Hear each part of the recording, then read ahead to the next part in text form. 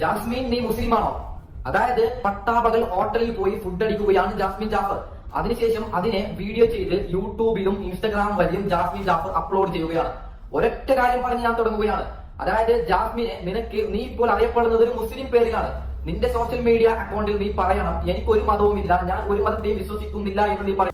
അല്ലാതെ മുസ്ലിം പേര് വെച്ചുകൊണ്ട് നീ ഇത്തരത്തിൽ തോന്നിവാസം ചെയ്യാൻ പാടില്ല. ആദ്യം ഇത് കാണുന്ന നല്ലവരായ ഹൈന്ദവരോട് ഒരു കാര്യം പറയുകയാണ്. മുസ്ലിം സമൂഹം എന്ന് പറയുമ്പോൾ റമളാൻ മാസം എത്ര വലിയ തെറ്റ് ചെയ്തവരാണെങ്കിലും കൊന്നവനാണെങ്കിലും റമളാൻ എന്ന് പറയുന്ന ഈ ഒരൊറ്റ മാസം നന്നാവും. അതായത് നോമ്പെടുത്തിട്ടില്ലെങ്കിലും എടുത്തവനെ പോലെ അഭിനയിക്കും നല്ല രീതിയിൽ. അതായത് ഈ 11 മാസം ചെയ്ത തെറ്റുകൾ ഒരു മാസം കൊണ്ട് നമ്മളൊക്കെ നോമ്പെടുത്തും നിസ്കരിച്ചും നല്ല രീതിയിൽ സംസാരിച്ചും ഒന്നും കഴിക്കാതെയും സദക്ക കൊടുത്തുമാണ് ഞങ്ങൾ ജീവിക്കുന്നത്.